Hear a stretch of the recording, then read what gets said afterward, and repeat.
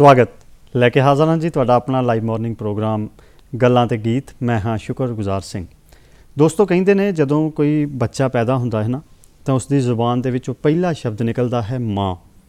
तो जदों हौली हौली अपनी माँ दे नाल वो बच्चा बातां पाउंदा है, उस दियां गल्लां दा हुंगारा भरदा है, तो एक भाषा उस दे नाल जुड़ जाती है तो असीं उसनूं कह दिंदे हाँ कि माँ बोली है। ये माँ बोली ही सानूं आइडेंटिटी दिंदी है, एक पछाण दिंदी है कि असी पंजाबी हाँ, असी गुजराती हाँ, असी राजस्थानी हाँ, जां असी किस देश के वासी हाँ। माँ बोली नूं सांभना साडा फर्ज है। माँ बोली दे नाल नौजवान पीढ़ी नूं जोड़ना साडा फर्ज है, क्योंकि ये माँ बोली ही सानूं दसदी है कि असी जिंदगी विच किस तरह विचरना है, इस समाज दे विच किस तरह गल्लां बातां पाउणीआं ने। अज गल्लां ते गीत प्रोग्राम विच भी असी गलबात माँ बोली दे विषय के उत्ते ही करनी है। असी गलबात करनी है कि माँ बोली का ये विषय है जो नौजवान पीढ़ी के नाल किस तरह जुड़िया होया है। नौजवान किन्ना क संजीदा ने माँ बोली नूं लैके, माँ बोली किस तरह अगे वध रही है, माँ बोली नूं किस तरह असी सांभना ने।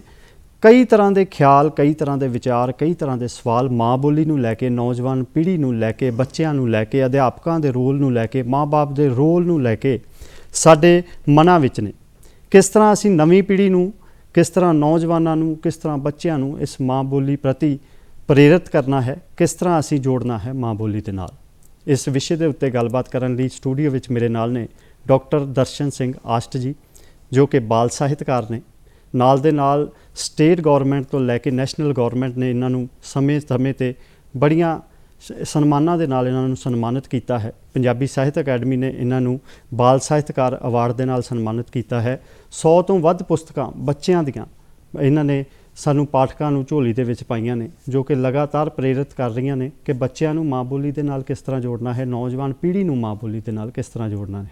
अज असीं गलबात करनी है माँ बोली दे उत्ते, नौजवान पीढ़ी के उत्ते। बहुत बहुत स्वागत है सर। बहुत बहुत शुक्रिया जी, बहुत बहुत धन्यवाद तुहाडा सर। अज दा साडा विषय माँ बोली ते नौजवान पीढ़ी जी।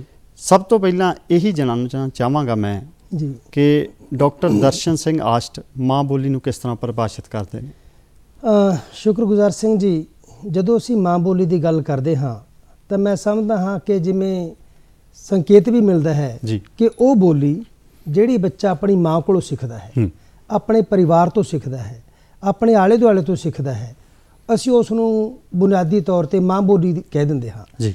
लेकिन माँ बोली जिहड़ी है वो बच्चे नूं बहुत कुछ सिखाउंदी है। बिल्कुल बच्चे नूं जे असीं कहीए कि किसी व्यक्ति का समाज विच विचरण का जिहड़ा पहला सबक है वो माँ बोली है। बिल्कुल इसे तरह जदों बच्चा समाज दे विच विचर लगदा है, अपनी माँ कोलों ओह लोरियां सुनदा है, वो बातां सुनदा है, वो कहानियां सुनदा है, अपने भैन भरावां नाल परिवार दे विच गल्लां बातां करदा है।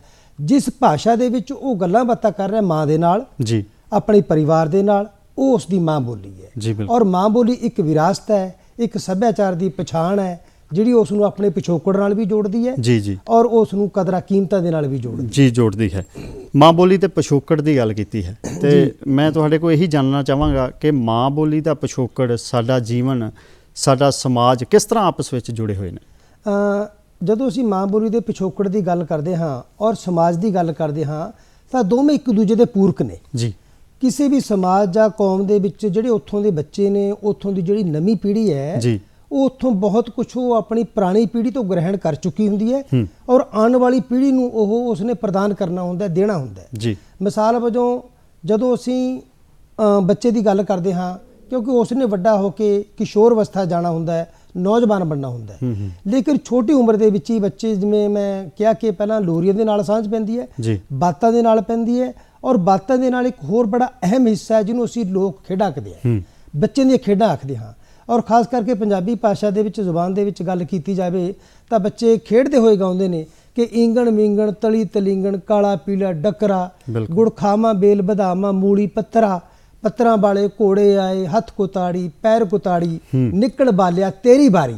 हुण ये जिहड़ा खेड गीत है बच्चों का, ये उहने अपनी परंपरा दे विचों, अपने आले दुआले चों, अपने आंढ गुआंढ दे विचों उसने सुनिया।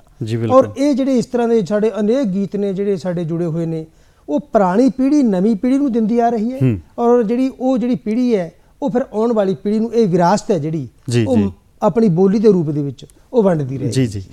ਮਾਂ ਬੋਲੀ ਦੋ ਸ਼ਬਦਾਂ ਦਾ ਸੁਮੇਲ ਹੈ, ਮਾਂ ਤੇ ਬੋਲੀ ਜੀ।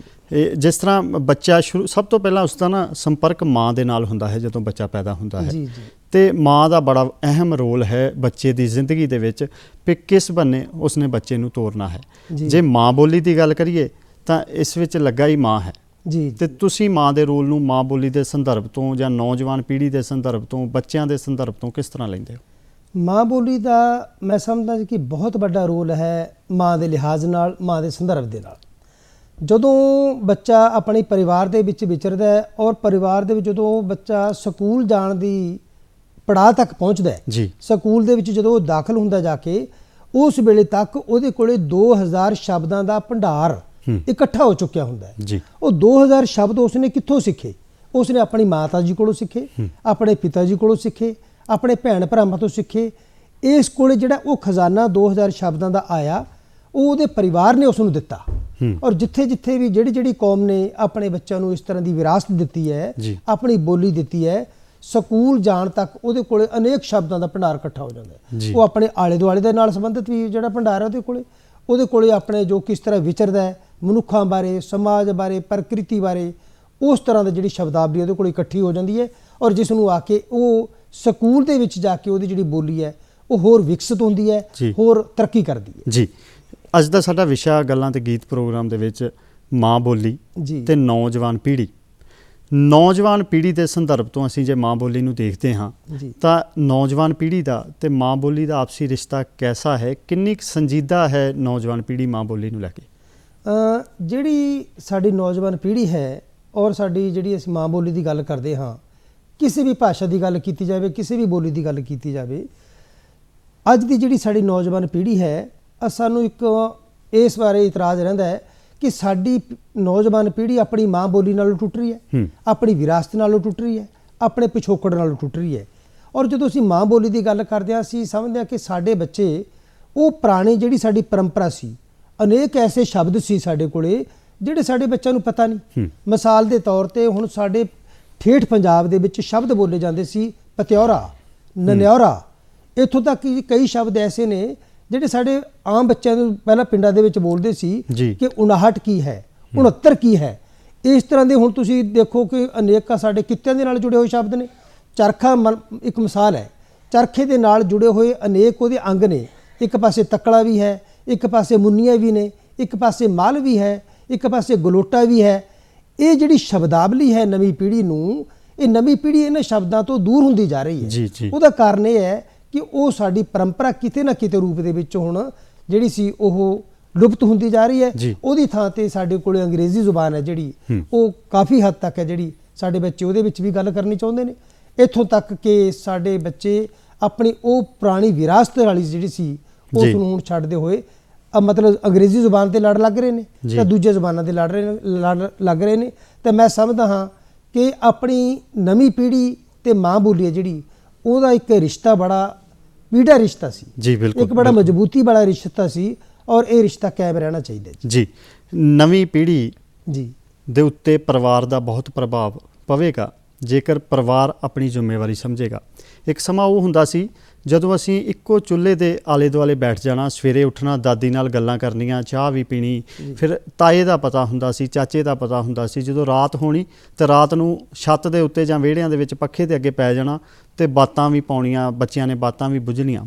ਪਰ ਨਵੀਂ ਪੀੜ੍ਹੀ ਕਿਤੇ ਨਾ ਕਿਤੇ ਮੈਂ ਤੁਹਾਡੇ ਨਾਲ ਸਹਿਮਤ ਹਾਂ ਕਿ ਇਸ ਵੱਲੋਂ ਟੁੱਟਦੀ ਜਾ ਰਹੀ ਹੈ। ਨਵੀਂ ਪੀੜ੍ਹੀ ਤੇ ਪਰਿਵਾਰ, ਕਿਸ ਤਰ੍ਹਾਂ ਦਾ ਪ੍ਰਭਾਵ ਚਾਹੀਦਾ ਹੈ ਪਰਿਵਾਰ ਦੇ ਉੱਤੇ ਕਿ ਨਵੀਂ ਪੀੜ੍ਹੀ ਦੇ ਉੱਤੇ ਐਸਾ ਪ੍ਰਭਾਵ ਪਵੇ ਕਿ ਉਹ ਆਪੇ ਹੀ ਮਾਂ ਬੋਲੀ ਨਾਲ ਜੁੜੇ? ਜਦੋਂ ਅਸੀਂ ਕਹਿੰਦੇ ਹਾਂ ਕਿ ਨਵੀਂ ਪੀੜ੍ਹੀ ਆਪਣੇ ਵਿਰਸੇ ਨਾਲ ਟੁੱਟਦੀ ਜਾ ਰਹੀ ਹੈ ਜਾਂ ਹੈ, ਸਾਡੇ ਕੋਲੇ ਪਹਿਲਾਂ ਸੰਯੁਕਤ ਪਰਿਵਾਰ ਹੁੰਦੇ ਸੀ, ਜੁਆਇੰਟ ਫੈਮਿਲੀਜ਼ ਹੁੰਦੀਆਂ ਸੀ, ਜਿਹਦੇ ਵਿੱਚ ਸਾਡੇ ਦਾਦਾ ਨਾਨੀ ਇਕੱਠੇ ਬਜ਼ੁਰਗ ਬੈਠ ਕੇ ਆਪਣੇ ਬੱਚਿਆਂ ਨੂੰ ਬਾਤਾਂ ਸੁਣਾਉਂਦੇ ਸੀ। ਨਵੀਂ ਪੀੜ੍ਹੀ ਦੇ ਨਾਲ ਜੁੜ ਕੇ ਸ਼ਾਮ ਨੂੰ ਗੱਲਾਂ ਕਰਦੇ ਸੀ। ਔਰ ਉਹ ਜਿਹੜਾ ਜੁੜਿਆ ਹੋਇਆ ਪਰਿਵਾਰ ਸੀ, ਸੰਯੁਕਤ ਪਰਿਵਾਰ ਸੀ, ਉਹਦੇ ਵਿੱਚੋਂ ਆਪਣੇ ਪਰੰਪਰਾ ਬਾਰੇ ਵੀ ਜਾਣਦੇ ਸੀ। ਵਿਹਲੇ ਸਮੇਂ ਦੇ ਵਿੱਚ ਆਪਣੇ ਜਿਹੜੇ ਨੌਜਵਾਨ ਪੀੜ੍ਹੀ ਹੈ ਔਰ ਉਹਦੇ ਵਾਸਤੇ ਆਪਣੇ ਸਮਾਜ ਬਾਰੇ ਬਹੁਤ ਕੁਝ ਸਿੱਖਦੇ ਸੀ, ਆਪਣੇ ਸੱਭਿਆਚਾਰ ਬਾਰੇ ਬਹੁਤ ਕੁਝ ਸਿੱਖਦੇ ਸੀ। ਲੇਕਿਨ ਹੁਣ ਜਿਹੜਾ ਮਨੁੱਖ ਹੈ ਇੱਕੋ ਮਸ਼ੀਨ ਬਣ ਚੁੱਕਿਆ ਹੈ ਔਰ ਮਸ਼ੀਨ ਬਣਨ ਦੇ ਨਾਲ ਉਹਦੇ ਕੋਲ ਜਿਹੜੀ ਵੇਲ ਹੈ ਉਹ ਹੁਣ ਪਹਿਲਾਂ ਵਰਗੀ ਵੇਲ ਨਹੀਂ ਰਹੀ। ਔਰ ਉਹ ਜਦੋਂ ਉਹਦੇ ਕੋਲ ਵੇਲ ਨਹੀਂ ਰਹੀ ਤਾਂ ਉਹ ਆਪਣੇ ਆਪ ਨੂੰ ਉਸਨੇ ਇੰਨਾ ਕੰਮਾਂ ਦੇ ਵਿੱਚ ਖਚਿਤ ਕਰ ਲਿਆ, ਇੰਨਾ ਆਪਣੇ ਆਪ ਨੂੰ ਕੰਮਾਂ ਦੇ ਵਿੱਚ ਉਲਝਾ ਲਿਆ ਕਿ ਜਿਹੜੀਆਂ ਸਾਡੀਆਂ ਸੰਯੁਕਤ ਪਰਿਵਾਰ ਸੀ, ਮਿਲ ਬੈਠ ਕੇ ਜਿਹੜੇ ਬਹਿੰਦੇ ਸੀ, ਉਹ ਹੁਣ ਟੁੱਟਦੇ ਜਾ ਰਹੇ ਨੇ। ਇਹੀ ਕਾਰਨ ਹੈ ਕਿ ਜਿਹੜੇ ਸਾਡੇ ਬੱਚੇ ਨੇ ਉਹ ਆਈਸੋਲੇਟਡ ਹੋ ਰਹੇ ਨੇ, ਇਕੱਲਤਾ ਦੇ ਵਿੱਚ ਰਹਿਣਾ ਜਿਹੜੇ ਨੇ ਉਹ ਸਿੱਖ ਰਹੇ ਨੇ। ਔਰ ਜਦੋਂ ਬੱਚੇ ਇਕੱਲੇ ਰਹਿਣਗੇ, ਪਰਿਵਾਰਾਂ ਨਾਲੋਂ ਟੁੱਟਣਗੇ, ਤਾਂ ਉਹਨਾਂ ਬੱਚਿਆਂ ਦੀਆਂ ਕੁਝ ਪਰੇਸ਼ਾਨੀਆਂ ਵੀ ਵਧਣਗੀਆਂ। ਔਰ ਉਹਨਾਂ ਨੂੰ ਜੋੜਨ ਵਾਸਤੇ ਜ਼ਰੂਰੀ ਹੈ ਕਿ ਜਿਹੜੇ ਸਾਡੇ ਮਿਲ ਬੈਠਣ ਦੀ ਪਰੰਪਰਾ ਸੀ, ਜੁਆਇੰਟ ਫੈਮਿਲੀਜ਼ ਵਾਲੀ, ਲੰਮੀਆਂ ਲੰਮੀਆਂ ਬਾਤਾਂ ਸੁਣਾਉਂਦੇ ਸੀ, ਸਾਖੀਆਂ ਸੁਣਦੇ ਸੀ, ਬਹੁਤ ਕੁਝ ਗ੍ਰਹਿਣ ਕਰਦੇ ਸੀ ਕਿ ਅਸੀਂ ਜ਼ਿੰਦਗੀ ਦੇ ਵਿੱਚ ਕਿਵੇਂ ਅੱਗੇ ਵਧਣਾ ਹੈ, ਕਿਵੇਂ ਚੁਣੌਤੀਆਂ ਦਾ ਸਾਹਮਣਾ ਕਰਨਾ ਹੈ। ਔਰ ਉਹ ਜਿਹੜੀ ਪਰੰਪਰਾ ਸੀ ਮਿਲ ਬੈਠਣ ਦੀ, ਆਪਣੇ ਬਜ਼ੁਰਗਾਂ ਨਾਲ, ਆਪਣੇ ਸਾਰੇ ਵੱਡੇ ਵਡੇਰਿਆਂ ਦੇ ਨਾਲ, ਉਹ ਕਾਇਮ ਰਹਿਣੀ ਚਾਹੀਦੀ ਸੀ, ਉਹ ਨਾ ਕਿ ਟੁੱਟਣੀ ਚਾਹੀਦੀ ਸੀ। ਔਰ ਨਵੀਂ ਪੀੜ੍ਹੀ ਦਾ ਮੈਂ ਸਮਝਦਾ ਬਹੁਤ ਵੱਡਾ ਅਸੀਂ ਆਪਣੇ ਬੱਚਿਆਂ ਨੂੰ ਸਾਂਭ ਸਕਦੇ ਹਾਂ ਕਿ ਉਹਨਾਂ ਦੇ ਨਾਲ ਆਪਣਾ ਸਮਾਂ ਜਿਹੜਾ ਉਹ ਜ਼ਰੂਰ ਦਿੱਤਾ ਜਾਣਾ ਚਾਹੀਦਾ ਹੈ। ਡਾਕਟਰ ਸਾਹਿਬ, ਅੱਜ ਦੇ ਦੌਰ 'ਚ ਨਾ ਕੀ ਆ, ਮਾਪੇ ਵੀ ਚਾਹੁੰਦੇ ਨੇ ਕਿ ਬੱਚਾ ਸਾਡਾ ਪੜ੍ਹੇ, ਉਹ ਬੱਚਿਆਂ ਨੂੰ ਸ਼ਹਿਰ ਦੇ ਵਿੱਚ ਭੇਜ ਦਿੰਦੇ ਨੇ, ਸ਼ਹਿਰ ਦੇ ਵਿੱਚ ਪੀਜੀ ਹੋਸਟਲ ਲਾਈਫ ਦੇ ਵਿੱਚ ਰਹਿ ਰਹੇ ਨੇ, ਕਾਲਜਾਂ ਦੇ ਵਿੱਚ ਰਹਿ ਰਹੇ ਨੇ ਬੱਚੇ। ਤੇ ਜੇਕਰ ਅਸੀਂ ਪਿੰਡਾਂ ਦੇ ਬੱਚਿਆਂ ਦੀ ਗੱਲ ਕਰੀਏ ਤਾਂ ਪਿੰਡਾਂ ਦੇ ਬੱਚਿਆਂ ਦੀ ਕਹਿੰਦੇ ਨੇ, ਪਿੰਡਾਂ ਵਾਲੀ ਪੀੜ੍ਹੀ ਦੀ ਗੱਲ ਕੀਤੀ ਜਾਂਦੀ ਹੈ ਤਾਂ ਕਹਿੰਦੇ ਨੇ ਸ਼ਾਇਦ ਮਤਲਬ ਕਿ ਮਾਂ ਬੋਲੀ ਦੇ ਲਈ ਇਹ ਸ਼ੁੱਧ ਮਾਂ ਬੋਲੀ ਬੋਲਦੇ ਨੇ, ਸ਼ੁੱਧ ਪੰਜਾਬੀ ਬੋਲਦੇ ਨੇ। ਪਰ ਜੇਕਰ ਸ਼ਹਿਰ ਵਾਲੀ ਪੀੜ੍ਹੀ ਦੀ ਗੱਲ ਕੀਤੀ ਜਾਵੇ ਤਾਂ ਕਹਿੰਦੇ ਸ਼ਾਇਦ ਇਹਨਾਂ ਨੂੰ ਸਿਹਾਰੀ ਬਿਹਾਰੀ ਦਾ ਫਰਕ ਦਾ ਵੀ ਹਾਲੇ ਨਹੀਂ ਪਤਾ। ਤੇ ਤੁਸੀਂ ਇਸ ਨਾਲ ਕਿੰਨਾ ਕੁ ਸਹਿਮਤ ਹੋ ਇਸ ਗੱਲ? ਸ਼ੁਕਰਗੁਜ਼ਾਰ ਜੀ, ਮੈਂ ਆਪਣੇ ਥੋੜ੍ਹੇ ਜਿਹੇ ਨਿੱਜੀ ਹਵਾਲੇ ਨਾਲ ਇਹ ਗੱਲ ਕਰਨੀ ਚਾਹਾਂਗਾ। ਤੁਸੀਂ ਬਿਲਕੁਲ ਦਰੁਸਤ ਫਰਮਾਇਆ ਹੈ ਕਿ ਜਿਹੜੇ ਪਿੰਡਾਂ ਦੇ ਜਿਹੜੇ ਸਾਡੇ ਬੱਚੇ ਨੇ ਤੇ ਜਿਹੜੇ ਸ਼ਹਿਰਾਂ ਦੇ ਬੱਚੇ ਨੇ, ਉਹਨਾਂ ਦੀ ਆਪਣੀ ਭਾਸ਼ਾ ਦੇ ਵਿੱਚ ਫਰਕ ਹੈ। ਮਿਸਾਲ ਦੇ ਤੌਰ ਤੇ ਮੈਂ ਜ਼ਿਲ੍ਹਾ ਪਟਿਆਲਾ ਦੇ ਵਿੱਚ ਮੇਰਾ ਪਿੰਡ ਬਰਾਸ ਹੈ, ਘੱਗਾ ਦੇ ਕੋਲ। ਜਦੋਂ ਮੈਂ ਉੱਥੇ ਆਪਣਾ ਪੜ੍ਹਦਾ ਸੀ, ਰਹਿੰਦਾ ਸੀ, ਉਸ ਵੇਲੇ ਜਿਹੜਾ ਸਾਡਾ ਪਿੰਡਾਂ ਦਾ ਮੁਹਾਵਰਾ ਸੀ ਉਹ ਆਇਆ ਤੀ, ਗਿਆ ਤੀ ਜਾਂ ਬਾਗਿਆ, ਇਸ ਤਰ੍ਹਾਂ ਦੇ ਠੇਠ ਪੰਜਾਬੀ ਵਾਲੇ ਸ਼ਬਦ ਸੀ। ਲੇਕਿਨ ਜਦੋਂ ਮੈਂ ਪਟਿਆਲੇ ਸ਼ਹਿਰ ਦੇ ਵਿੱਚ ਆ ਕੇ ਰਹਿਣ ਲੱਗਿਆ ਤਾਂ ਉੱਥੇ ਜਿਹੜਾ ਮੇਰਾ ਮੁਹਾਵਰਾ ਸੀ ਭਾਸ਼ਾ ਦਾ, ਉਹ ਆਇਆ ਸੀ, ਗਿਆ ਸੀ, ਚਲਾ ਗਿਆ ਸੀ, ਇਸ ਤਰ੍ਹਾਂ ਦਾ ਜਿਹੜਾ ਭਾਸ਼ਾ ਦਾ ਮੁਹਾਵਰਾ ਉਹ ਆਟੋਮੈਟਿਕਲੀ ਮੈਂ ਗ੍ਰਹਿਣ ਕਰ ਲਿਆ। ਪਿੰਡਾਂ ਦੀ ਜਿਹੜੀ ਭਾਸ਼ਾ ਹੈ, ਜਿਹੜੀ ਸਾਡੀ ਸ਼ਬਦਾਵਲੀ ਹੈ, ਉਹ ਆਪਣੀ ਥਾਂ ਤੇ ਬਹੁਤ ਮਹੱਤਵਪੂਰਨ ਹੈ। ਸ਼ਹਿਰਾਂ ਦੀ ਜਿਹੜੀ ਭਾਸ਼ਾ ਹੈ ਉਹ ਆਪਣੀ ਥਾਂ ਤੇ ਮਹੱਤਵਪੂਰਨ ਹੈ। ਲੇਕਿਨ ਦੇਖਣ ਵਾਲੀ ਗੱਲ ਇਹ ਹੈ ਕਿ ਅਸੀਂ ਆਪਣੀ ਵਿਰਾਸਤ ਨੂੰ, ਉਸ ਬੋਲੀ ਦੇ ਰਾਹੀਂ ਆਪਣੀ ਭਾਸ਼ਾ ਨੂੰ, ਆਪਣੇ ਸੱਭਿਆਚਾਰ ਨੂੰ, ਆਪਣੇ ਪਿਛੋਕੜ ਨੂੰ ਕਿੰਨਾ ਕੁ ਅੱਗੇ ਲੈ ਕੇ ਜਾ ਰਹੇ ਹਾਂ।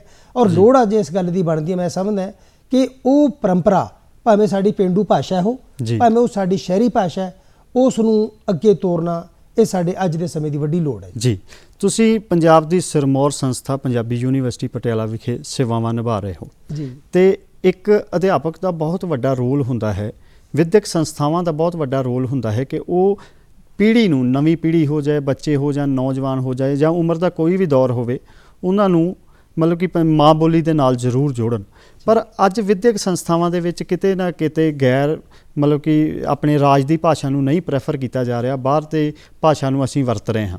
ਇਹ ਕਿੰਨਾ ਕੁ ਖਤਰਨਾਕ ਸਾਬਤ ਹੋ ਸਕਦਾ ਹੈ? ਸ਼ੁਕਰਗੁਜ਼ਾਰ ਸਿੰਘ ਜੀ, ਤੁਸੀਂ ਪੰਜਾਬੀ ਯੂਨੀਵਰਸਿਟੀ ਦੇ ਹਵਾਲੇ ਨਾਲ ਗੱਲ ਕੀਤੀ ਹੈ। ਮੈਂ ਸਮਝਦਾ ਕਿ ਸਾਡੇ ਕੋਲ ਪੰਜਾਬੀ ਯੂਨੀਵਰਸਿਟੀ ਪਟਿਆਲਾ ਐਸੀ ਯੂਨੀਵਰਸਿਟੀ ਹੈ ਜਿਹੜੀ ਜ਼ੁਬਾਨ ਦੇ, ਭਾਸ਼ਾ ਦੇ ਨਾਂ ਤੇ ਬਣੀ ਹੋਈ ਹੈ। ਔਰ ਤੁਸੀਂ ਦੇਖੋ ਕਿ 30 ਅਪ੍ਰੈਲ 1962 ਨੂੰ ਪੰਜਾਬੀ ਯੂਨੀਵਰਸਿਟੀ ਪਟਿਆਲਾ ਦੀ ਸਥਾਪਨਾ ਹੁੰਦੀ ਹੈ, ਜਿਹਦਾ ਮਕਸਦ ਇਹ ਸੀ ਕਿ ਪੰਜਾਬੀ ਭਾਸ਼ਾ, ਸਾਹਿਤ ਤੇ ਸੱਭਿਆਚਾਰ ਦਾ ਵਿਕਾਸ ਕਰਨਾ। ਔਰ ਤੁਸੀਂ ਦੇਖੋ, ਇੱਕ ਪਾਸੇ ਸਾਡੇ ਕੋਲੇ ਇਹ ਪੰਜਾਬੀ ਯੂਨੀਵਰਸਿਟੀ ਪਟਿਆਲਾ ਹੈ, ਦੂਜੇ ਪਾਸੇ ਅਦਾਰਿਆਂ ਦੀ ਗੱਲ ਕਰੀਏ, ਸਾਡੇ ਕੋਲ ਭਾਸ਼ਾ ਵਿਭਾਗ ਪੰਜਾਬ ਹੈ। ਔਰ ਤੀਜੇ ਪਾਸੇ ਅਸੀਂ ਗੱਲ ਕਰੀਏ ਕਿ ਸਾਡੇ ਕੋਲ ਕਈ ਅਦਾਰੇ ਐਸੇ ਨੇ, ਪੰਜਾਬ ਸਕੂਲ ਸਿੱਖਿਆ ਬੋਰਡ ਹੈ, ਜਿਹੜੇ ਆਪਣੀ ਨਵੀਂ ਪੀੜ੍ਹੀ ਨੂੰ ਪੰਜਾਬੀ ਸਿਲੇਬਸ ਦੇ ਰਾਹੀਂ, ਆਪਣੀਆਂ ਪੰਜਾਬੀ ਸਰਗਰਮੀਆਂ ਦੇ ਰਾਹੀਂ, ਸੱਭਿਆਚਾਰਕ ਸਰਗਰਮੀਆਂ ਦੇ ਨਾਲ ਉਹਦੇ ਨਾਲ ਜੋੜ ਰਹੇ ਨੇ। ਜਦੋਂ ਅਸੀਂ ਯੂਨੀਵਰਸਿਟੀਆਂ ਦੀ ਗੱਲ ਕਰਦੇ ਹਾਂ, ਸਕੂਲਾਂ ਦੀ ਗੱਲ ਕਰਦੇ ਹਾਂ ਜਾਂ ਕਾਲਜਾਂ ਦੀ ਗੱਲ ਕਰਦੇ ਹਾਂ, ਤਾਂ ਯੂਨੀਵਰਸਿਟੀ ਤੇ ਸਕੂਲ ਦਾ ਭਾਸ਼ਾ ਦੇ ਹਵਾਲੇ ਨਾਲ ਇੰਨਾ ਫਰਕ ਹੈ ਕਿ ਬੱਚਾ ਜਿਹੜਾ ਉਹ ਸਕੂਲ ਦੇ ਵਿੱਚ ਤਾਂ ਮੁੱਢਲੀ ਜਿਹੜੀ ਸਿੱਖਿਆ ਪੰਜਾਬੀ ਮਾਂ ਬੋਲੀ ਦੀ ਉਹ ਸਿੱਖੇਗਾ, ਕਾਲਜ ਦੇ ਵਿੱਚ ਆ ਕੇ ਉਹਦਾ ਹੋਰ ਭਾਸ਼ਾਈ ਵਿਕਾਸ ਹੋਏਗਾ। ਲੇਕਿਨ ਯੂਨੀਵਰਸਿਟੀ ਦੇ ਵਿੱਚ ਆ ਕੇ ਉਹ ਜਿਹੜੀ ਖੋਜ ਹੈ ਉਹ ਉਸ ਦੇ ਨਾਲ ਉਸਦਾ ਵਾਹ ਪੈਣਾ ਸ਼ੁਰੂ ਹੋ ਜਾਂਦਾ ਹੈ, ਉਚੇਰੀ ਸਿੱਖਿਆ ਦੇ ਨਾਲ ਉਹਦਾ ਵਾਹ ਪੈਣਾ ਸ਼ੁਰੂ ਹੋ ਜਾਂਦਾ ਹੈ। ਔਰ ਤਿੰਨਾਂ ਦਾ ਆਪੋ ਆਪਣੀ ਥਾਂ ਤੇ ਬੜਾ ਮਹੱਤਵ ਹੈ, ਮੈਂ ਸਮਝਦਾ ਹਾਂ। ਔਰ ਪੰਜਾਬੀ ਯੂਨੀਵਰਸਿਟੀ ਪਟਿਆਲਾ ਤੇ ਜਾਂ ਜਿਹੜੀਆਂ ਪੰਜਾਬ ਦੀਆਂ ਸਾਡੀਆਂ ਹੋਰ ਯੂਨੀਵਰਸਿਟੀਆਂ ਨੇ, ਭਾਸ਼ਾ ਵਿਭਾਗ ਹੈ, ਪੰਜਾਬੀ ਸਾਹਿਤ ਅਕੈਡਮੀ ਹੈ, ਜਾਂ ਜਿੰਨੇ ਹੋਰ ਸਾਡੇ ਅਦਾਰੇ ਨੇ, ਉਹ ਆਪੋ ਆਪਣੇ, ਮੈਂ ਸਮਝਦਾ ਕਿ ਯਥਾਯੋਗ ਹਿੱਸਾ ਪਾ ਰਹੇ ਨੇ ਨਵੀਂ ਪੀੜ੍ਹੀ ਨੂੰ ਆਪਣੀ ਮਾਂ ਬੋਲੀ ਨਾਲ ਜੋੜਨ ਵਾਸਤੇ। ਖੋਜ ਦੇ ਹਵਾਲੇ ਨਾਲ ਦੇਖੀਏ ਤੇ ਜਾਂ ਅਸੀਂ ਸਿੱਖਿਆ ਦੇ ਹਵਾਲੇ ਨਾਲ ਦੇਖੀਏ। ਪਰ ਅਖਬਾਰਾਂ ਦੇ ਵਿੱਚ ਨਾ ਪੜ੍ਹਨ ਨੂੰ ਆਉਂਦਾ ਹੈ ਵੀ ਕਈ ਸਕੂਲ ਐਸੇ ਨੇ ਜਿੱਥੇ ਅਧਿਆਪਕਾਂ ਦੇ ਵੀ ਨੰਬਰ ਕੱਟੇ ਜਾਂਦੇ ਨੇ ਜੇ ਉਹ ਆਪਣੀ ਮਾਂ ਬੋਲੀ ਬੋਲਦਾ ਹੈ। ਬੱਚਿਆਂ ਨੂੰ ਪ੍ਰੇਰਿਤ ਕੀਤਾ ਜਾਂਦਾ ਹੈ ਕਿ ਹੋਰ ਭਾਸ਼ਾ ਦੇ ਵਿੱਚ ਗੱਲ ਕੀਤੀ ਜਾਏ, ਇਸ ਦੇ ਨਾਲ ਸ਼ਾਇਦ ਸਾਡਾ ਸਟੈਂਡਰਡ ਵੱਧਦਾ ਹੈ। ਜਦੋਂ ਐਸੀਆਂ ਗੱਲਾਂ ਇੱਕ ਅਧਿਆਪਨ ਵਿਸ਼ੇ ਦੇ ਨਾਲ ਜੁੜੇ ਲੋਕਾਂ ਦੇ ਵਿੱਚ ਆ ਜਾਂਦੀਆਂ ਨੇ, ਇਨਸਾਨਾਂ ਦੇ ਵਿੱਚ ਆ ਜਾਂਦੀਆਂ ਨੇ, ਤੇ ਅਸੀਂ ਨਵੀਂ ਪੀੜ੍ਹੀ ਨੂੰ ਆਪਣੀ ਮਾਂ ਬੋਲੀ ਦੇ ਨਾਲ ਕਿਸ ਤਰ੍ਹਾਂ ਜੋੜ ਸਕਦੇ ਹਾਂ? ਮੈਂ ਸਮਝਦਾ ਜੀ, ਜਦੋਂ ਅਸੀਂ ਨਵੀਂ ਪੀੜ੍ਹੀ ਨੂੰ ਮਾਂ ਬੋਲੀ ਦੇ ਨਾਲ ਜੋੜਨ ਦੀ ਗੱਲ ਕਰਦੇ ਹਾਂ ਤਾਂ ਸਾਨੂੰ ਕਈ ਪੱਖਾਂ ਤੋਂ ਵਿਚਾਰਨ ਦੀ ਲੋੜ ਹੈ ਜੀ। ਪਹਿਲੀ ਗੱਲ ਇਹ ਹੈ ਕਿ ਕਿਹੜੇ ਕਾਰਨ ਨੇ ਜਿਹਦੇ ਕਰਕੇ ਸਾਡੀ ਨਵੀਂ ਪੀੜ੍ਹੀ ਆਪਣੀ ਮਾਂ ਬੋਲੀ ਨਾਲੋਂ ਟੁੱਟ ਰਹੀ ਹੈ। ਕੋਈ ਵੀ ਜਿਹੜੀ ਬੋਲੀ ਹੈ, ਜਦੋਂ ਤੱਕ ਉਹ ਆਪਣੀ ਨੌਜਵਾਨ ਪੀੜ੍ਹੀ ਨੂੰ ਰੁਜ਼ਗਾਰ ਦੇ ਨਾਲ ਨਹੀਂ ਜੋੜਦੀ ਜੀ, ਮੈਂ ਸਮਝਦਾ ਕਿ ਫਿਰ ਉਹ ਸਾਡਾ ਕਿਤੇ ਨਾ ਕਿਤੇ ਖੱਪਾ ਜ਼ਰੂਰ ਰਹਿ ਜਾਂਦਾ ਹੈ। ਹੁਣ ਜਦੋਂ ਅਸੀਂ ਗੱਲ ਕਰਦੇ ਹਾਂ ਕਿ ਨਵੀਂ ਪੀੜ੍ਹੀ ਤੇ ਪੰਜਾਬੀ ਭਾਸ਼ਾ ਦੀ ਗੱਲ ਹੀ ਕਰੀਏ ਜੀ, ਸਾਡੇ ਬਹੁਤ ਸਾਰੇ ਬੱਚੇ ਨੇ ਜਿਹੜੇ ਅੱਜ ਵਿਦੇਸ਼ਾਂ ਦੇ ਵਿੱਚ ਜਾ ਰਹੇ ਨੇ, ਆਈਲੈਟਸ ਕਰਕੇ ਜਾ ਰਹੇ ਨੇ। ਉਹਦੇ ਪਿੱਛੇ ਕਿਤੇ ਨਾ ਕਿਤੇ ਇੱਕ ਕਾਰਨ ਇਹ ਵੀ ਹੈ ਕਿ ਸਾਡੇ ਬੱਚੇ ਉਧਰ ਰੁਜ਼ਗਾਰ ਦੀ ਤਲਾਸ਼ ਵਿੱਚ ਜਾ ਰਹੇ ਨੇ, ਲੇਕਿਨ ਉੱਥੇ ਇਹ ਵੀ ਹੈ ਕਿ ਜਦੋਂ ਉੱਥੇ ਉਹ ਜਾਂਦੇ ਨੇ ਤਾਂ ਆਪਣੀ ਭਾਸ਼ਾ ਨੂੰ ਵੀ ਨਾਲ ਲੈ ਕੇ ਜਾਂਦੇ ਨੇ, ਆਪਣੀ ਜ਼ੁਬਾਨ ਨੂੰ ਵੀ ਲੈ ਕੇ ਜਾਂਦੇ ਨੇ। ਪਰ ਦੂਜੇ ਪਾਸੇ ਉਹ ਆਈਲੈਟਸ ਦਾ ਜਿਹੜਾ ਪੇਪਰ ਹੈ ਅੰਗਰੇਜ਼ੀ ਭਾਸ਼ਾ ਦੇ ਵਿੱਚ ਉਹ ਪਾਸ ਕਰਕੇ ਉਹ ਬੈਂਡ ਪ੍ਰਾਪਤ ਕਰਦੇ ਨੇ ਤਾਂ ਜੋ ਉੱਥੇ ਬਾਹਰ ਜਾ ਸਕਣ। ਔਰ ਦੂਜੇ ਹਵਾਲੇ ਨਾਲ ਅਸੀਂ ਦੇਖੀਏ ਕਿ ਜੇਕਰ ਉਹ ਬਾਹਰ ਜਾਂਦੇ ਨੇ, ਇੱਕ ਪਾਸੇ ਸਾਡੀ ਪੰਜਾਬੀ ਸੱਭਿਆਚਾਰ, ਪੰਜਾਬੀ ਮਾਂ ਬੋਲੀ ਵੀ ਬਾਹਰ ਜਾ ਰਹੀ ਹੈ, ਔਰ ਦੂਜੇ ਪਾਸੇ ਉਹਨਾਂ ਦੇ ਇੱਕੋ ਮਕਸਦ ਹੈ ਕਿ ਉੱਥੇ ਜਾ ਕੇ ਰੁਜ਼ਗਾਰ ਪ੍ਰਾਪਤ ਕੀਤਾ ਜਾਵੇ। ਜੀ ਜੀ ਜੀ। ਲੇਕਿਨ ਹੁਣ ਅਸੀਂ ਕੈਨੇਡਾ ਦੀ ਗੱਲ ਕਰੀਏ, ਆਸਟ੍ਰੇਲੀਆ ਦੀ ਗੱਲ ਕਰੀਏ, ਸਿੰਗਾਪੁਰ ਦੀ ਗੱਲ ਕਰੀਏ, ਜਾਂ ਅਸੀਂ ਜਿੱਥੇ ਜਿੱਥੇ ਸਾਡੇ ਪੰਜਾਬੀ ਨੌਜਵਾਨ ਪੀੜ੍ਹੀ ਗਈ ਹੈ ਜੀ ਜੀ, ਉਹਨਾਂ ਨੇ ਉੱਥੇ ਜਾ ਕੇ ਆਪਣਾ ਰੁਜ਼ਗਾਰ ਤੇ ਹਾਸਲ ਕੀਤਾ ਹੈ ਜੀ ਜੀ। ਪਰ ਇਹਦਾ ਮਤਲਬ ਇਹ ਨਹੀਂ ਹੈ ਕਿ ਉੱਥੇ ਡਾਲਰ ਜਾਂ ਪਾਉਂਡ ਨੇ ਜਿਹੜੇ ਉਹ ਦਰਖਤਾਂ ਨੂੰ ਲੱਗੇ ਹੋਏ ਨੇ। ਬਿਲਕੁਲ, ਉੱਥੇ ਵੀ ਉਹਨਾਂ ਨੂੰ ਬੜੀ ਸਖਤ ਮਿਹਨਤ ਕਰਨੀ ਪੈਂਦੀ ਹੈ। ਪੰਜਾਬੀ ਭਾਸ਼ਾ ਦੀ ਗੱਲ ਕਰੀਏ, ਉੱਥੇ ਵੀ ਸੰਸਥਾਵਾਂ ਬਣੀਆਂ ਹੋਈਆਂ ਨੇ ਜੀ, ਜਿਹੜੀਆਂ ਇਸ ਵੇਲੇ ਮੇਲੇ ਲਗਾ ਰਹੀਆਂ ਨੇ ਜੀ, ਔਰ ਕਈ ਸੰਸਥਾਵਾਂ ਦੇ ਰਾਹੀਂ ਸਾਹਿਤਕ ਸਮਾਗਮ ਹੋ ਰਹੇ ਨੇ ਜੀ, ਔਰ ਉਹ ਮਾਂ ਬੋਲੀ ਦੇ ਨਾਲ ਆਪਣਾ, ਮੈਂ ਸਮਝਦਾ ਕਿ ਉੱਥੇ ਵੀ ਕੰਮ ਹੋ ਰਿਹਾ ਔਰ ਇੱਥੇ ਵੀ ਕੰਮ ਹੋ ਰਿਹਾ ਹੈ ਜੀ। ਦੋਸਤੋ, ਕਹਿੰਦੇ ਨੇ, ਕਿਸੇ ਸ਼ਾਇਰ ਨੇ ਕਿਹਾ ਹੈ ਕਿ ਹੋਰ ਵੀ ਭਾਸ਼ਾਵਾਂ ਸਿੱਖ ਇਸ ਨਾਲ ਆਉਂਦੀ ਹੈ ਅਮੀਰੀ, ਪਰ ਭੁੱਲ ਨਾ ਜਾਈ ਕਿਧਰੇ ਊੜਾ ਐੜਾ ਈੜੀ। ਸਾਨੂੰ ਆਪਣੀ ਮਾਂ ਬੋਲੀ ਨੂੰ ਸਾਂਭਣਾ ਪਵੇਗਾ। ਬੱਚਾ ਜਦੋਂ ਘਰ ਚੋਂ ਨਿਕਲ ਕੇ ਸਮਾਜ ਦੇ ਵਿੱਚ ਵਿਚਰਦਾ ਹੈ ਤਾਂ ਕਈ ਰਿਸ਼ਤਿਆਂ ਦੇ ਵਿੱਚ ਵੱਧ ਜਾਂਦਾ ਹੈ, ਪਰ ਬੱਚੇ ਦੇ ਉੱਤੇ ਪ੍ਰਭਾਵ ਉਸ ਦਾ ਮਾਪਿਆਂ ਦਾ ਹਮੇਸ਼ਾ ਰਹਿੰਦਾ ਹੈ, ਉਸ ਦੇ ਅਧਿਆਪਕਾਂ ਦਾ ਹਮੇਸ਼ਾ ਰਹਿੰਦਾ ਹੈ ਕਿ ਕਿਸ ਤਰ੍ਹਾਂ ਉਸਨੇ ਸੱਭਿਆਚਾਰ ਦੇ ਨਾਲ ਜੁੜਨਾ ਹੈ, ਕਿਸ ਤਰ੍ਹਾਂ ਉਸਨੇ ਮਾਂ ਬੋਲੀ ਨੂੰ ਪ੍ਰਫੁੱਲਤ ਕਰਨਾ ਹੈ।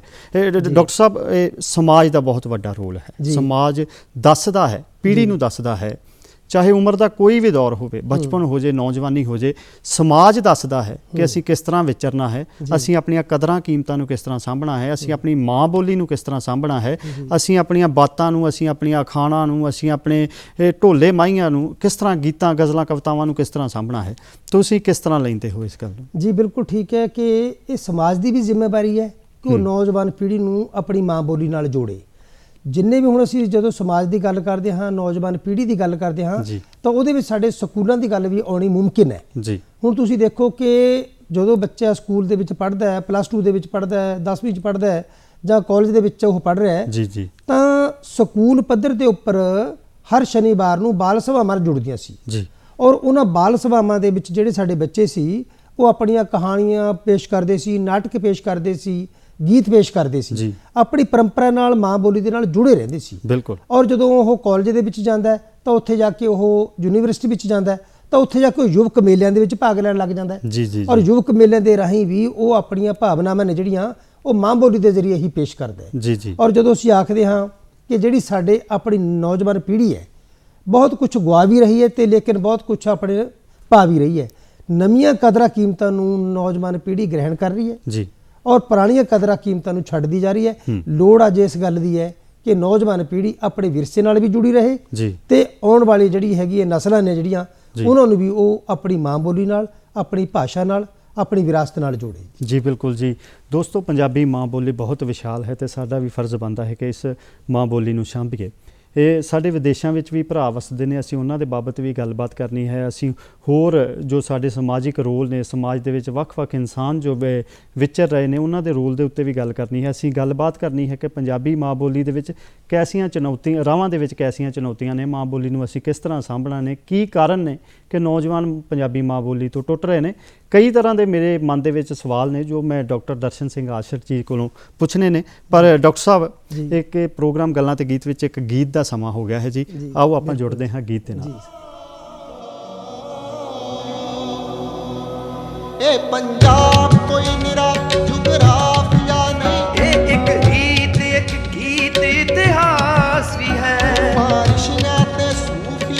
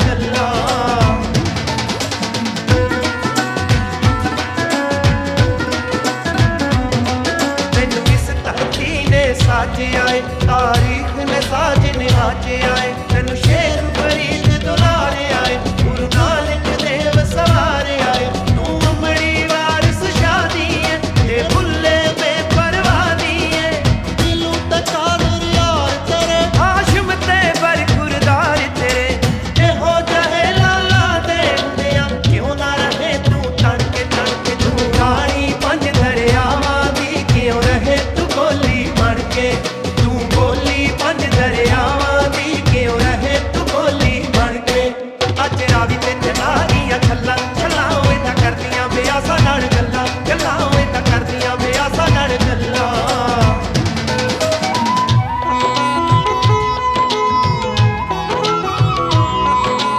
श्री गुरु ग्रंथ दिया शब्दां विच लिशकण तेरे मोती, सरवर दे विच सरगम हो के जगमग जगदी ज्योति, तेरे सिर ते खाल गगन दा तारे मोती बन के तू रानी पंज दरियावां दी क्यों रहे तू गोली बन के, तू गोली पंज दरियावां दी क्यों रहे तू गोली बन के, अज रावी ते चलारियां छल्ला छलावे तां करदियां बेआसा नाल गल्लां, गल्लां तां करदियां बेआसा नाल गल्लां।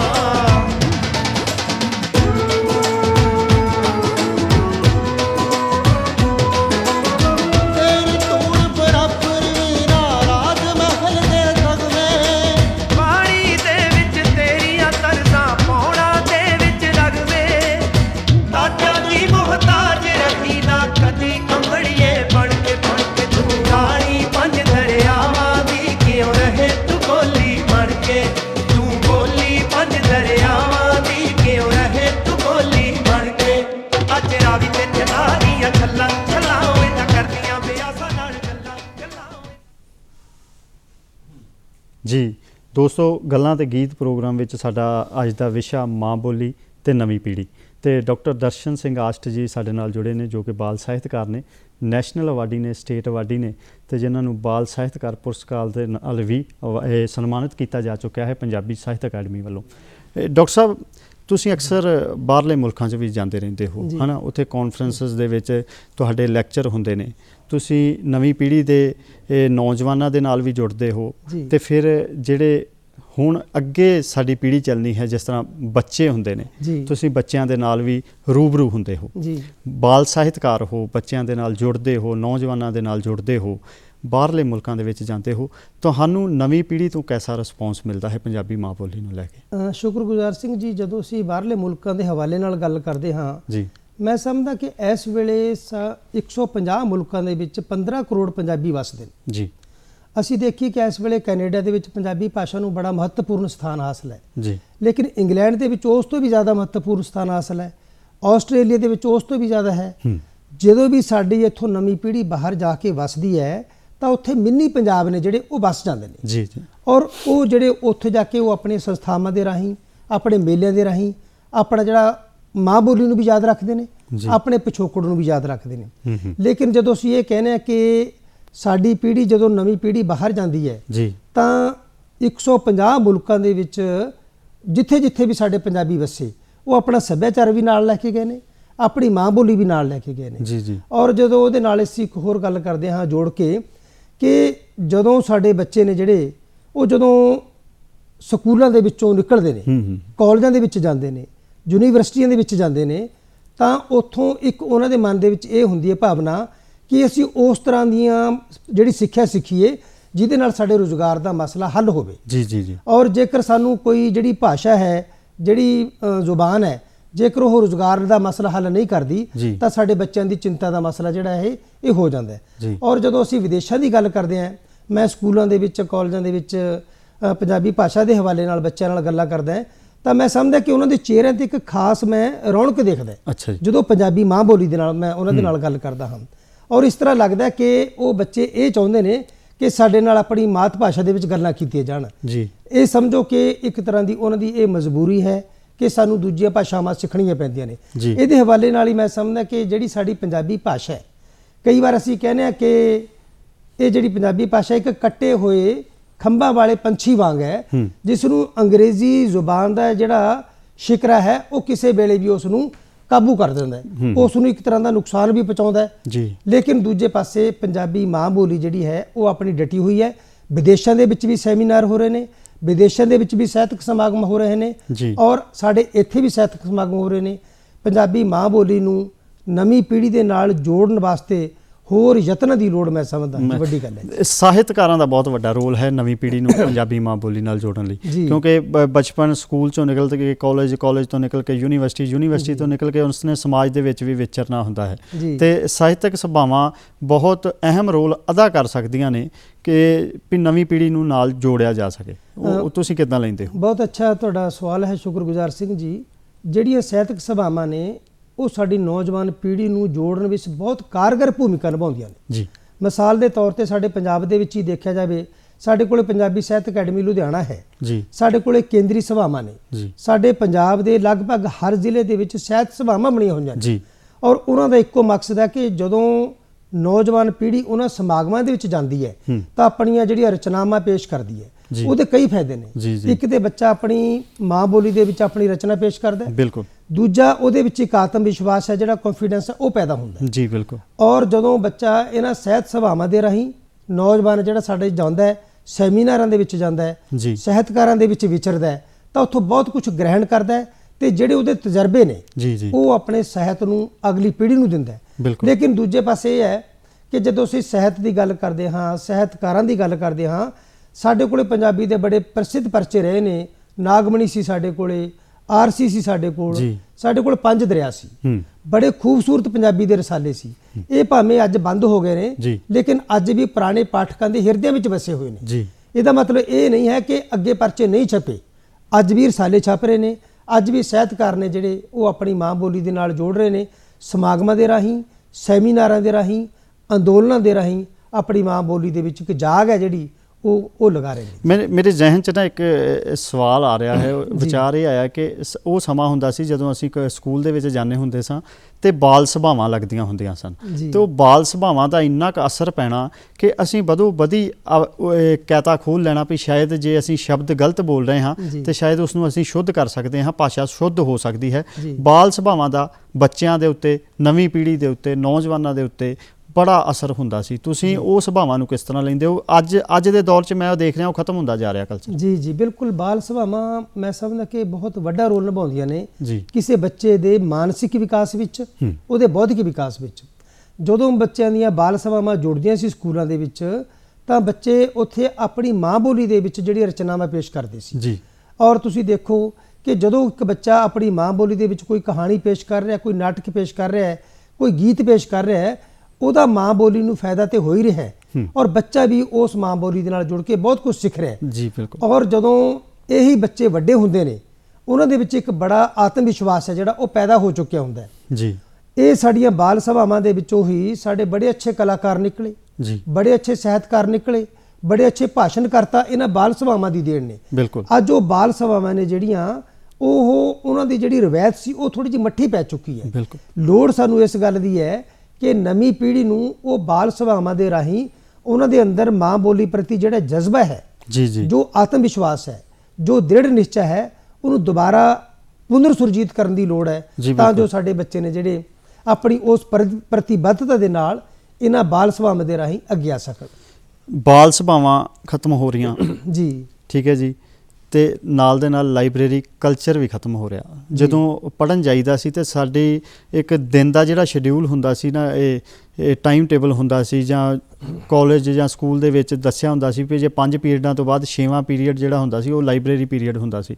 ਪਰ ਅੱਜ ਲਾਇਬ੍ਰੇਰੀ ਸਕੂਲਾਂ 'ਚੋਂ ਵੀ ਹਟ ਗਈ ਹੈ। ਲਾਇਬ੍ਰੇਰੀ ਸਾਡੇ ਪਿੰਡਾਂ 'ਚ ਨਹੀਂ ਲੱਭ ਰਹੀਆਂ, ਸ਼ਹਿਰਾਂ ਦੇ ਵਿੱਚ ਲਾਇਬ੍ਰੇਰੀਆਂ ਨਹੀਂ ਲੱਭ ਰਹੀਆਂ। ਤੁਸੀਂ ਕਿੰਨਾ ਕੁ ਖਤਰਨਾਕ ਇਸ ਨੂੰ ਮਹਿਸੂਸ ਕਰਦੇ ਹੋ? ਸ਼ੁਕਰਗੁਜ਼ਾਰ ਸਿੰਘ ਜੀ, ਮੈਂ ਸਮਝਦਾ ਕਿ ਲਾਇਬ੍ਰੇਰੀ ਕਿਸੇ ਸਕੂਲ ਦਾ, ਕਿਸੇ ਕਾਲਜ ਦਾ, ਕਿਸੇ ਯੂਨੀਵਰਸਿਟੀ ਦਾ ਦਿਲ ਹੁੰਦੀ ਹੈ, ਬਿਲਕੁਲ।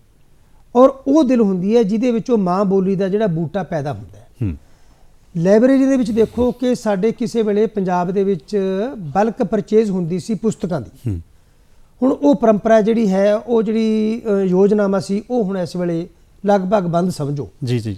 ਜਦੋਂ ਕੋਈ ਬੱਚਾ ਲਾਇਬ੍ਰੇਰੀ ਦੇ ਨਾਲ ਜੁੜਦਾ ਹੈ ਤਾਂ ਉਹਦੇ ਲਈ ਗਿਆਨ ਦਾ ਜਿਹੜਾ ਇੱਕ ਸਮੁੰਦਰ ਹੈ, ਇੱਕ ਜਿਹੜਾ ਗਿਆਨ ਦੇ ਦਰਵਾਜ਼ੇ ਨੇ ਜੀ ਬਿਲਕੁਲ ਉਹ ਜਾ ਕੇ ਉੱਥੇ ਖੁੱਲ੍ਹਦੇ ਨੇ। ਬਿਲਕੁਲ ਲਾਇਬ੍ਰੇਰੀ ਮੈਂ ਸਮਝਦਾ ਕਿ ਬੱਚੇ ਨੂੰ ਬਹੁਤ ਕੁਝ ਗ੍ਰਹਿਣ ਕਰਨ ਦੇ ਵਿੱਚ ਮੌਕੇ ਦਿੰਦੀ ਹੈ ਕਿ ਜ਼ਿੰਦਗੀ ਦੇ ਵਿੱਚ ਜੇਕਰ ਤੁਸੀਂ ਡਿੱਗ ਵੀ ਜਾਓ ਜੀ, ਜੇਕਰ ਜ਼ਿੰਦਗੀ ਦੇ ਵਿੱਚ ਤੁਸੀਂ ਕਿਤੇ ਹਾਰਨ ਵੀ ਲੱਗੋ ਤਾਂ ਤੁਸੀਂ ਕਿਵੇਂ ਉੱਠਣਾ ਹੈ ਡਿੱਗੇ ਹੋਏ ਨੇ, ਕਿਵੇਂ ਤੁਸੀਂ ਚੁਣੌਤੀਆਂ ਨਾਲ ਜੂਝਣਾ ਹੈ, ਇਹ ਸਾਨੂੰ ਪੁਸਤਕਾਂ ਦੱਸਦੀਆਂ ਨੇ। ਬਿਲਕੁਲ ਪੁਸਤਕਾਂ ਦਾ ਸੰਸਾਰ ਦੱਸਦਾ ਹੈ ਜੀ। ਔਰ ਇੱਕ ਚੰਗੀ ਲਾਇਬ੍ਰੇਰੀ ਮੈਂ ਸਮਝਦਾ ਹਾਂ ਕਿ ਇੱਕ ਚੰਗਾ ਨਾਗਰਿਕ ਪੈਦਾ ਕਰਨ ਦੇ ਵਿੱਚ ਬਹੁਤ ਵੱਡਾ ਰੋਲ ਨਿਭਾਉਂਦੀ ਹੈ ਜੀ। ਔਰ ਅੱਜ ਲੋੜ ਇਸ ਗੱਲ ਦੀ ਹੈ ਕਿ ਸਾਡੇ ਜਿਹੜੇ ਲਾਇਬ੍ਰੇਰੀਅਨ ਨੇ, ਜਿਹੜੇ ਸਾਡੇ ਅਧਿਆਪਕ ਨੇ, ਉਹਨਾਂ ਲਾਇਬ੍ਰੇਰੀਆਂ ਦੇ ਜ਼ਰੀਏ ਆਪਣੇ ਬੱਚਿਆਂ ਦੇ ਵਿੱਚ ਮਾਂ ਬੋਲੀ ਦੀ ਜਿਹੜੀ ਜੋਤ ਹੈ ਉਸ ਨੂੰ ਪ੍ਰਜਵਲਿਤ ਕਰਨ ਵਾਸਤੇ ਉਹ ਹੋਰ ਯਤਨਾਂ ਦੀ ਲੋੜ ਮੈਂ ਸਮਝਦਾ ਹਾਂ। ਔਰ ਇੱਕ ਲਾਇਬ੍ਰੇਰੀਅਨ ਦਾ ਹੋਰ ਮੈਂ ਸਮਝਦਾ ਵੱਡੀ ਭੂਮਿਕਾ ਇਹ ਹੈ ਕਿ ਬੱਚੇ ਲਈ ਉਥੋਂ ਇਸ ਤਰ੍ਹਾਂ ਦਾ ਸੰਸਾਰ ਮਿਲਦਾ ਹੈ, ਇਸ ਤਰ੍ਹਾਂ ਦਾ ਗਿਆਨ ਮਿਲਦਾ ਹੈ ਜੋ ਕਈ ਵਾਰ ਉਹਨਾਂ ਦੀਆਂ ਪਾਠ ਪੁਸਤਕਾਂ ਦੇ ਵਿੱਚੋਂ ਨਹੀਂ ਮਿਲਦਾ, ਬਿਲਕੁਲ ਉਹਨਾਂ ਦੇ ਸਿਲੇਬਸ ਦੀਆਂ ਕਿਤਾਬਾਂ ਦੇ ਵਿੱਚੋਂ ਨਹੀਂ ਮਿਲਦਾ। ਸੋ ਲਾਇਬ੍ਰੇਰੀ ਕਿਸੇ ਬੱਚੇ ਦੀ, ਕਿਸੇ ਕਿਸ਼ੋਰ ਦੀ, ਕਿਸੇ ਨੌਜਵਾਨ ਦੀ ਜਿਹੜੀ ਸ਼ਖਸੀਅਤ ਹੈ ਉਸ ਨੂੰ ਨਿਖਾਰਨ ਦੇ ਵਿੱਚ ਇਤਿਹਾਸਕ ਭੂਮਿਕਾ ਨਿਭਾਉਂਦੀ ਹੈ ਔਰ ਲਾਇਬ੍ਰੇਰੀਆਂ ਵੱਲ ਵਿਸ਼ੇਸ਼ ਤਵੱਜੋ ਦੇਣ ਦੀ ਇਹ ਅੱਜ ਸਾਡੇ ਸਮੇਂ ਦੀ ਬੜੀ ਮਹੱਤਵਪੂਰਨ ਲੋੜ ਹੈ। ਬਿਲਕੁਲ ਜੀ, ਇਹ ਗੱਲ ਠੀਕ ਹੈ ਕਿ ਸਮੇਂ ਦੀ ਬਹੁਤ ਮਹੱਤਵਪੂਰਨ ਲੋੜ ਹੈ ਕਿਉਂਕਿ ਇੱਕ ਸਮਾਂ ਉਹ ਵੀ ਹੁੰਦਾ ਸੀ ਜਦੋਂ ਅਸੀਂ ਘਰਾਂ ਦੇ ਵਿੱਚ ਬੈਠ ਕੇ ਇੱਕ ਦੂਜੇ ਨਾਲ ਗੱਲਾਂ ਕਰਦੇ ਸਾਂ, ਭੈਣ ਭਰਾ ਹੁੰਦੇ ਸਨ, ਉਹੀ ਸਾਨੂੰ ਸਮਝਾ ਦਿੰਦੇ ਹੁੰਦੇ ਸੀ ਕਿ ਅਸੀਂ ਅਗਲੇ ਦਿਨ ਨੂੰ ਕਿਸ ਤਰ੍ਹਾਂ ਬਤੀਤ ਕਰਨਾ ਹੈ। ਸਾਡਾ ਖੁਦ ਦੀ ਇੱਕ ਸਮਾਂ ਸਾਰਨੀ ਹੁੰਦੀ ਸੀ ਵੀ ਸਵੇਰੇ ਉੱਠ ਕੇ ਅਸੀਂ ਚਾਹੇ ਜਪਜੀ ਸਾਹਿਬ ਦਾ ਪਾਠ ਕਰੀਏ ਜਾਂ ਕੋਈ ਵੀ ਧਰਮ ਜਿਸ ਤਰ੍ਹਾਂ ਵੀ ਉਹ ਪਾਠ ਪੂਜਾ ਦੇ ਵਿੱਚ ਲੱਗਦਾ ਹੈ, ਅਸੀਂ ਪਾਠ ਪੂਜਾ ਦੇ ਵਿੱਚ ਲੱਗਦੇ ਸਾਂ ਤਾਂ ਆਪਣੀ ਮਾਂ ਬੋਲੀ ਦੇ ਨਾਲ ਜੁੜਦੇ ਸਾਂ। ਪਰ ਹੌਲੀ ਹੌਲੀ ਸਮਾਂ ਇਸ ਤਰ੍ਹਾਂ ਬਦਲਿਆ ਡਾਕਟਰ ਸਾਹਿਬ ਕਿ ਸ਼ਾਇਦ ਸਾਡੀ ਸਮਾਂ ਸਾਰਨੀ ਖਰਾਬ ਹੁੰਦੀ ਗਈ। ਮਾਪੇ ਕਹਿੰਦੇ ਵੀ ਅੱਜ ਛੁੱਟੀ ਹੈ ਤਾਂ ਬੱਚਾ ਲੇਟ ਉੱਠੇ, ਕੋਈ ਗੱਲ ਨਹੀਂ। ਬੜੀਆਂ ਐਸੀਆਂ ਜੋ ਕੁਰੀਤੀਆਂ ਨੇ ਸਾਡੇ ਸਮਾਜ ਵਿੱਚ ਆ ਗਈਆਂ ਨੇ ਜੋ ਨੌਜਵਾਨ ਪੀੜ੍ਹੀ ਨੂੰ ਆਪਣੀ ਸੱਭਿਅਤਾ ਨਾਲੋਂ ਜੋੜ ਰਹੀਆਂ ਨੇ ਤੇ ਤੋੜ ਰਹੀਆਂ ਨੇ ਤੇ ਪੱਛਮੀ ਸੱਭਿਅਤਾ ਦੇ ਪਿੱਛੇ ਅਸੀਂ ਭੱਜਣ ਦੀ ਕੋਸ਼ਿਸ਼ ਕਰ ਰਹੇ ਹਾਂ, ਪੱਛਮੀ ਸੱਭਿਅਤਾ ਦੇ ਪਿੱਛੇ ਭੱਜਦੇ ਜਾ ਰਹੇ ਹਾਂ ਪਰ ਆਪਣੇ ਪੈਰਾਂ ਦੇ ਉੱਤੇ ਖੁਦ ਹੀ ਕੁਹਾੜਾ ਮਾਰੀ ਜਾ ਰਹੇ ਹਾਂ। ਇਹ ਤੁਸੀਂ ਇਸ ਨੂੰ ਮਾਂ ਬੋਲੀ ਦੇ ਸੰਦਰਭ ਤੋਂ, ਨੌਜਵਾਨ ਪੀੜ੍ਹੀ ਦੇ ਸੰਦਰਭ ਤੋਂ ਕਿਸ ਤਰ੍ਹਾਂ ਲੈਂਦੇ? ਬਿਲਕੁਲ ਠੀਕ ਹੈ ਜੀ ਕਿ ਜੋ ਪੱਛਮ ਦੀ ਜੋ ਸੱਭਿਆਚਾਰਕ ਹਨੇਰੀ ਹੈ ਉਸ ਨੇ ਸਾਡੀ ਪੀੜ੍ਹੀ ਨੂੰ ਪ੍ਰਭਾਵਿਤ ਕੀਤਾ ਜੀ। ਜਦੋਂ ਸਾਡੇ ਬੱਚੇ ਪੱਛਮ ਦੇ ਮੁਲਕਾਂ ਦੇ ਵਿੱਚ ਜਾ ਕੇ ਵਸਦੇ ਨੇ ਔਰ ਉੱਥੋਂ ਜਾ ਕੇ ਕਈ ਵਾਰ ਸਾਨੂੰ ਇਹ ਖਦਸ਼ਾ ਹੋ ਜਾਂਦਾ ਹੈ ਕਿ ਬੱਚੇ ਸਾਡੀ ਆਪਣੀ ਜ਼ੁਬਾਨ ਨਾਲੋਂ ਟੁੱਟ ਕੇ ਜਾ ਰਹੇ ਨੇ, ਉੱਥੇ ਆਪਣੀ ਵਿਰਾਸਤ ਨਾਲ ਟੁੱਟ ਕੇ ਜਾ ਰਹੇ ਨੇ ਔਰ ਜਦੋਂ ਉੱਥੇ ਜਾ ਕੇ ਉਹ ਵਿਚਰਦੇ ਨੇ ਉਹ ਆਪਣੀ ਮਾਂ ਬੋਲੀ ਨਾਲ ਟੁੱਟ ਜਾਂਦੇ ਨੇ। ਇਹ 100% ਦੀ ਗੱਲ ਸਹੀ ਨਹੀਂ ਹੈ। ਸਾਡੇ ਨੌਜਵਾਨ ਨੇ ਜਿਹੜੇ ਉੱਥੇ ਜਾ ਕੇ ਉਸ ਤਰ੍ਹਾਂ ਦੀਆਂ ਯੋਜਨਾਵਾਂ ਵੀ ਉੱਥੇ ਜੁੜਦੇ ਨੇ, ਇਸ ਤਰ੍ਹਾਂ ਦੇ ਸਮਾਗਮ ਕਰਦੇ ਨੇ ਜਿਹਦੇ ਨਾਲ ਉਹ ਪੰਜਾਬੀ ਭਾਸ਼ਾ, ਉਹਨਾਂ ਦਾ ਪਿਛੋਕੜ, ਉਹਨਾਂ ਦਾ ਜਿਹੜਾ ਸੱਭਿਆਚਾਰ ਹੈ, ਉਹਨਾਂ ਦੀ ਜਿਹੜੀਆਂ ਕਦਰਾਂ ਕੀਮਤਾਂ ਨੇ ਉਹਨਾਂ ਨੂੰ ਜ਼ਿੰਦਾ ਰੱਖਣ ਦੀ ਕੋਸ਼ਿਸ਼ ਕਰਦੇ ਨੇ ਜੀ। ਲੇਕਿਨ ਦੂਜੇ ਪਾਸੇ ਅਸੀਂ ਇਹਦੇ ਹਵਾਲੇ ਨਾਲ ਹੀ ਵੈਸੇ ਇੱਕ ਗੱਲ ਜੁੜਦੀ ਹੈ ਤੇ ਇਹਦੇ ਪਿਛੋਕੜ ਦੇ ਵਿੱਚ ਹੀ ਗੱਲ ਹੈ ਕਿ ਅੰਗਰੇਜ਼ ਜਦੋਂ ਇੱਥੇ ਸਾਡੇ ਕਾਬਜ਼ ਹੁੰਦੇ ਨੇ ਤਾਂ ਉਹਨਾਂ ਨੇ ਇੱਕ ਆਦੇਸ਼ ਇਹ ਦਿੱਤਾ ਸੀ ਕਿ ਜੇਕਰ ਨੌਜਵਾਨ ਜਿਹੜੀ ਪੀੜ੍ਹੀ ਹੈ ਉਹ ਆਪਣੀ ਭਾਸ਼ਾ ਸਿੱਖੇਗੀ ਤਾਂ ਉਹ ਸਾਡੇ ਲਈ ਖਤਰਾ ਸਾਬਤ ਹੋ ਸਕਦੀ ਹੈ। ਇਸ ਕਰਕੇ ਉਹਨਾਂ ਨੇ ਇੱਕ ਐਲਾਨ ਇਹ ਕੀਤਾ ਕਿ ਜਿਸ ਘਰ ਦੇ ਵਿੱਚ ਕੋਈ ਹਥਿਆਰ ਹੋਏਗਾ ਉਹ ਜਮ੍ਹਾਂ ਕਰਵਾਵੇ ਔਰ ਦੂਜੀ ਗੱਲ ਇਹ ਹੈ ਕਿ ਹਥਿਆਰ ਜਮ੍ਹਾਂ ਕਰਵਾਉਣ ਦੇ ਉੱਪਰ ਜਿਹੜਾ ਨਹੀਂ ਕਰਵਾਏਗਾ ਉਹਨੂੰ ਤੇ ਜੁਰਮਾਨਾ ਘੱਟ ਲੱਗਦਾ ਸੀ। ਜਿਸ ਘਰ ਦੇ ਵਿੱਚ ਗੁਰਮੁਖੀ ਦਾ ਕੋਈ ਕਾਇਦਾ ਪਾਇਆ ਜਾਂਦਾ ਸੀ ਉਸ ਨੂੰ ਜੁਰਮਾਨਾ ਕਈ ਗੁਣਾ ਵੱਧ ਲਗਾਇਆ ਜਾਂਦਾ ਸੀ। ਉਹਨਾਂ ਨੂੰ ਇਹ ਖਤਰਾ ਸੀ ਕਿ ਜੇ ਪੰਜਾਬੀ ਜ਼ੁਬਾਨ ਦੇ ਨਾਲ ਜੁੜੇ ਰਹਿਣਗੇ ਤਾਂ ਇਹ ਸਾਡੇ ਲਈ ਵੀ ਖਤਰਾ ਪੈਦਾ ਕਰ ਸਕਦੇ ਨੇ। ਹੁਣ ਜਦੋਂ ਅਸੀਂ ਵਿਦੇਸ਼ਾਂ ਦੇ ਵਿੱਚ ਗੱਲ ਕਰਦੇ ਹਾਂ ਮਾਂ ਬੋਲੀ ਦੀ, ਲੇਕਿਨ ਸਾਡੇ ਬੱਚੇ ਨੇ ਉੱਥੋਂ ਕੁਝ ਗਵਾ ਕੇ ਵੀ ਜਾ ਰਹੇ ਨੇ, ਲੇਕਿਨ ਇਹਦਾ ਮਤਲਬ ਇਹ ਨਹੀਂ ਕਿ ਬਿਲਕੁਲ ਹੀ ਸਾਡੇ ਬੱਚੇ ਟੁੱਟੇ ਹੋਏ ਨੇ, ਅੱਜ ਵੀ ਉੱਥੇ ਮਾਂ ਬੋਲੀ ਦੇ ਨਾਲ ਜੁੜੇ ਹੋਏ ਨੇ। ਬਸ ਗੱਲ ਇਹ ਨਹੀਂ ਕਿ ਉਹਨਾਂ ਨੂੰ ਆਪਣੀ ਵਿਰਾਸਤ ਹੈ ਜਿਹੜੀ ਉਹ ਜ਼ਿੰਦਾ ਰੱਖਣ ਵਾਸਤੇ ਯਤਨ ਨੇ ਜਿਹੜੇ ਉਹ ਜ਼ਰੂਰ ਕਰਦੇ ਰਹਿਣੇ ਚਾਹੀਦੇ ਨੇ। ਤੇ ਘਰਾਂ ਦੇ ਵਿੱਚ ਹੀ ਅਸੀਂ ਮਾਂ ਬੋਲੀ ਬੋਲਣ ਤੋਂ ਝਿਜਕਦੇ ਹਾਂ। ਸਕੂਲ ਤੇ ਬਾਅਦ ਜਾਂਦਾ ਹੈ ਪਰ ਬੱਚਾ ਪਹਿਲਾਂ ਘਰੋਂ ਹੀ ਸਿੱਖਦਾ ਹੈ, ਪਰ ਘਰੋਂ ਹੀ ਜਦੋਂ ਮਾਪੇ ਝਿਜਕਦੇ ਨੇ ਕਿ ਅਸੀਂ ਮਾਂ ਬੋਲੀ ਨਹੀਂ ਬੋਲਣੀ, ਹੋਰ ਭਾਸ਼ਾ ਦਾ ਵਰਤੋਂ ਕਰਨੀ ਹੈ, ਤਾਂ ਉਹ ਕਿੰਨਾ ਕੁ ਖਤਰਨਾਕ ਸਾਬਤ ਹੋ ਰਿਹਾ ਹੈ। ਇਹ ਰੁਝਾਨ ਬੜਾ ਖਤਰਨਾਕ ਹੈ ਜੀ। ਜਦੋਂ ਘਰ ਦੇ ਵਿੱਚ ਹੀ ਤੁਸੀਂ ਆਪਣੇ ਬੱਚੇ ਨਾਲ, ਆਪਣੇ ਪਰਿਵਾਰ ਨਾਲ ਮਾਂ ਬੋਲੀ ਵਿੱਚ ਗੱਲ ਨਹੀਂ ਕਰੋਗੇ। ਇਸ ਹਵਾਲੇ ਨਾਲ ਡਾਕਟਰ ਰਾਜਵੰਤ ਕੌਰ ਪੰਜਾਬੀ ਹੋਰਾਂ ਨੇ ਇੱਕ ਪੁਸਤਕ ਸੈਯਦ ਫਾਰਾਨੀ ਅਹਿਮਦ ਦੀ ਕਿਤਾਬ ਹੈ ਪੰਜਾਬੀ ਜ਼ੁਬਾਨ ਨਹੀਂ ਮਰੇਗੀ। ਉਹਦੇ ਵਿੱਚ ਬੜੇ ਮੁੱਲਵਾਨ ਨੁਕਤੇ ਮੈਂ ਸਮਝਦਾ ਕਿ ਉੱਭਰ ਕੇ ਸਾਹਮਣੇ ਆਏ ਨੇ ਕਿ ਜੇਕਰ ਅਸੀਂ ਬੱਚੇ ਦੇ ਨਾਲ ਆਪਣੇ ਘਰ ਦੇ ਵਿੱਚ ਪੰਜਾਬੀ ਭਾਸ਼ਾ ਨਹੀਂ ਬੋਲਾਂਗੇ, ਹੁਣ ਬੱਚਾ ਘਰ ਦੇ ਵਿੱਚ ਤੇ ਪੰਜਾਬੀ ਕਈ ਵਾਰ ਬੋਲਦਾ ਹੈ, ਲੇਕਿਨ ਸਾਡੇ ਜਿਹੜੇ ਸਕੂਲ ਨੇ ਉਹਨਾਂ ਦੇ ਵਿੱਚ ਜਾ ਕੇ ਉੱਥੇ ਕਈ ਸਕੂਲ ਐਸੇ ਨੇ ਜਿਹੜੇ ਸਾਡੇ ਪ੍ਰਾਈਵੇਟ ਸਕੂਲ ਨੇ ਕਿ ਉੱਥੇ ਪੰਜਾਬੀ ਭਾਸ਼ਾ ਬੋਲਣ ਤੇ ਪਾਬੰਦੀ ਆਇਦ ਕੀਤੀ ਹੋਈ ਹੈ ਕਿ ਜੇਕਰ ਤੂੰ ਇੱਥੇ ਪੰਜਾਬੀ ਵਿੱਚ ਗੱਲ ਕੀਤੀ, ਇੱਥੋਂ ਤੱਕ ਕਿ ਪੰਜਾਬੀ ਭਾਸ਼ਾ ਦੇ ਵਿਸ਼ੇ ਵੀ ਨੇ ਜਿਹੜੇ ਸਾਡੇ ਉੱਥੇ ਨਹੀਂ ਪੜ੍ਹਾਏ ਜਾਂਦੇ। ਜੀ ਜੀ ਜੀ। ਔਰ ਜੇਕਰ ਕੋਈ ਬੱਚਾ ਪੰਜਾਬੀ ਭਾਸ਼ਾ ਵਿੱਚ ਬੋਲਦਾ ਪਾਇਆ ਜਾਂਦਾ ਹੈ ਤਾਂ ਉਸ ਨੂੰ ਜੁਰਮਾਨਾ ਵੀ ਕੀਤਾ ਜਾਂਦਾ ਹੈ। ਔਰ ਇਸ ਹਾਲਾਤ ਦੇ ਵਿੱਚ ਅਸੀਂ ਦੇਖੀਏ ਕਿ ਇੱਕ ਪਾਸੇ ਸਾਡੇ ਪਰਿਵਾਰ ਦੀ ਭਾਸ਼ਾ ਪੰਜਾਬੀ, ਬਿਲਕੁਲ, ਔਰ ਦੂਜੇ ਪਾਸੇ ਸਾਡੀ ਸਕੂਲ ਦੀ ਭਾਸ਼ਾ ਹੈ। ਬੱਚਾ ਤਾਂ ਪਰਿਵਾਰ ਦੇ ਵਿੱਚ ਪੰਜਾਬੀ ਬੋਲਦਾ ਹੈ, ਲੇਕਿਨ ਸਾਡੇ ਮਾਂ-ਬਾਪ ਵੀ ਕਈ ਇਸ ਤਰ੍ਹਾਂ ਕਰਦੇ ਨੇ, ਬੱਚੇ ਨੂੰ, ਛੋਟੇ ਬੱਚੇ ਨੂੰ ਹੋਈ ਅੰਗਰੇਜ਼ੀ ਦੇ ਵਿੱਚ ਬੇਟਾ ਇਹ ਕਿਆ ਹੈ, ਇਹ ਨੋਜ਼ ਹੈ, ਇਹ ਆਈ ਹੈ, ਇਹ ਹੈਡ ਹੈ, ਕਿਉਂ ਨਹੀਂ ਇਹਨਾਂ ਨੂੰ ਪੰਜਾਬੀ ਦੇ ਵਿੱਚ ਮਾਂ ਹੈ ਜਿਹੜੀ ਜਾਂ ਪਿਤਾ ਹੈ ਉਹ ਕਹਿੰਦਾ ਕਿ ਇਹ ਬੇਟਾ ਇਹ ਸਿਰ ਹੈ, ਇਹ ਨੱਕ ਹੈ, ਇਹ ਅੱਖਾਂ ਨੇ। ਆਪਣੀ ਮਾਂ ਬੋਲੀ ਨਾਲ ਜੋੜਨ ਦੇ ਯਤਨ ਨੇ ਜਿਹੜੇ ਪਰਿਵਾਰ ਵਿੱਚੋਂ ਹੋਣੇ ਚਾਹੀਦੇ ਨੇ। ਔਰ ਜਦੋਂ ਬੱਚੇ ਦੀ ਬੁਨਿਆਦ ਪਰਿਵਾਰ ਦੇ ਵਿੱਚੋਂ ਪੱਕੀ ਹੋਏਗੀ ਤਾਂ ਉਹ ਜਿਹੜੀਆਂ ਦੂਜੀਆਂ ਭਾਸ਼ਾਵਾਂ ਨੂੰ ਵੀ, ਦੂਜੀਆਂ ਜ਼ੁਬਾਨਾਂ ਨੂੰ ਵੀ ਆਸਾਨੀ ਨਾਲ ਗ੍ਰਹਿਣ ਕਰੇਗਾ। ਜੀ ਜੀ। ਔਰ ਉਹਦੀ ਆਪਣੀ ਬੁਨਿਆਦ ਵੀ ਪੱਕੀ ਹੋਏਗੀ। ਜੀ। ਤੇ ਮਾਂ ਬੋਲੀ ਨਾਲ ਦੇ ਨਾਲ ਨੌਜਵਾਨ ਪੀੜ੍ਹੀ ਜੀ ਇਸ ਸੰਦਰਭ ਨੂੰ ਲੈ ਕੇ ਅਸੀਂ ਮਾਂ ਬੋਲੀ ਨੂੰ ਕਿਸ ਤਰ੍ਹਾਂ ਪ੍ਰਫੁੱਲਤ ਕਰ ਸਕਦੇ ਹਾਂ, ਕਿਸ ਤਰ੍ਹਾਂ ਦੇ ਯਤਨਾਂ ਦੀ ਲੋੜ ਹੈ? ਮੈਂ ਸਮਝਦਾ ਕਿ ਇਸ ਪੱਖੋਂ ਇਕੱਲੀਆਂ ਸਰਕਾਰਾਂ ਦੀ ਹੀ ਜ਼ਿੰਮੇਵਾਰੀ ਨਹੀਂ ਬਣਦੀ। ਜੀ ਜੀ। ਇਹਦੇ ਵਿੱਚ ਸਾਡੇ ਸਮਾਜ ਦੀ ਵੀ ਬਰਾਬਰ ਦੀ ਜ਼ਿੰਮੇਵਾਰੀ ਬਣਦੀ ਹੈ। ਜੀ। ਜੇਕਰ ਅਸੀਂ ਕਹਿੰਦੇ ਕਿ ਸਾਡੇ ਬੱਚਿਆਂ ਨੂੰ ਅਸੀਂ ਜ਼ੁਬਾਨ ਦੇ ਨਾਲ ਜੋੜ ਕੇ ਰੱਖੀਏ, ਆਪਣੀ ਨਵੀਂ ਪੀੜ੍ਹੀ ਨੂੰ ਜ਼ੁਬਾਨ ਦੇ ਨਾਲ ਜੋੜ ਕੇ ਰੱਖੀਏ, ਅਸੀਂ ਮਿਸਾਲ ਦੇ ਤੌਰ ਤੇ ਕਿਸੇ ਬੱਚੇ ਦੇ ਜਨਮ ਦਿਨ ਦੇ ਉੱਪਰ ਅਸੀਂ ਬੜੇ ਮਹਿੰਗੇ ਤੋਹਫੇ ਲੈ ਕੇ ਦਿੰਦੇ ਹਾਂ ਉਸ ਨੂੰ, ਔਰ ਜਿਹੜੇ ਉਹ ਕੀਮਤੀ ਤੋਹਫੇ ਨੇ 2-4 ਦਿਨਾਂ ਬਾਅਦ ਉਹ ਸਮਝ ਲਓ ਟੁੱਟ ਗਏ, ਭੱਜ ਗਏ ਜਾਂ ਇੱਕ ਬੇਕਾਰ ਹੋ ਗਏ। ਲੇਕਿਨ ਚੰਗੀਆਂ ਪੁਸਤਕਾਂ ਦੇ ਜਿਹੜੇ ਤੋਹਫੇ ਨੇ ਉਹ ਤੁਹਾਡੇ ਬੱਚੇ ਵਾਸਤੇ, ਤੁਹਾਡੀ ਨਵੀਂ ਪੀੜ੍ਹੀ ਵਾਸਤੇ ਬਹੁਤ ਇੱਕ ਪਵਿੱਤਰ, ਇੱਕ ਅਗਵਾਈ ਕਰਨ ਵਾਲਾ ਜਿਹੜਾ ਤੁਹਾਡਾ ਸਾਥੀ ਦੇ ਤੌਰ ਤੇ ਉਹ ਤੁਹਾਨੂੰ ਮਿਲਣਗੇ ਉਹ। ਜੀ ਬਿਲਕੁਲ। ਦੂਜੀ ਗੱਲ ਇਹ ਹੈ ਕਿ ਹੁਣ ਜਿਵੇਂ ਪੰਜਾਬ ਦੇ ਵਿੱਚ ਪਹਿਲਾਂ ਜਿਹੜੇ ਕੁਛ ਨਾ ਹਰ ਸਾਲਾਨਾ ਮੈਗਜ਼ੀਨ ਛਪਦੇ ਸੀ। ਜੀ ਬਿਲਕੁਲ। ਔਰ ਉਹ ਮੈਗਜ਼ੀਨਾਂ ਦਾ, ਰਸਾਲਿਆਂ ਦਾ ਇੱਕ ਪਰਪਸ ਇਹ ਹੁੰਦਾ ਸੀਗਾ ਕਿ ਅਸੀਂ ਆਪਣੇ ਬੱਚਿਆਂ ਨੂੰ ਮਾਂ ਬੋਲੀ ਦੇ ਨਾਲ ਜੋੜ ਕੇ ਰੱਖੀਏ। ਕਿਉਂਕਿ ਮੈਂ ਖੁਦ ਵੀ ਬੱਚਿਆਂ ਦਾ ਇੱਕ ਰਸਾਲਾ ਬਾਲਪ੍ਰੀਤ ਹੈ ਜਿਹੜਾ ਉਹ ਮੈਂ ਐਡਿਟ ਕਰਦੇ ਰਿਹਾ ਹਾਂ। ਔਰ ਜਦੋਂ ਤੁਸੀਂ ਪਰਿਵਾਰ ਦੇ ਵਿੱਚੋਂ ਤੇ ਸਕੂਲ ਦੇ ਵਿੱਚ ਜਾ ਕੇ ਦੇਖਦੇ ਹੋ, ਅੰਤਰ ਦੇਖਦੇ ਹੋ, ਤਾਂ ਬਹੁਤ ਕੁਝ ਤੁਸੀਂ ਉਹਦੇ ਵਿੱਚ ਤੁਸੀਂ ਮਹਿਸੂਸ ਕਰਦੇ ਹੋ ਕਿ ਸਾਨੂੰ ਲੋੜ ਇਸ ਗੱਲ ਦੀ ਹੈ ਆਪਣੇ ਬੱਚੇ ਨੂੰ ਜੋੜ ਕੇ ਰੱਖੀਏ।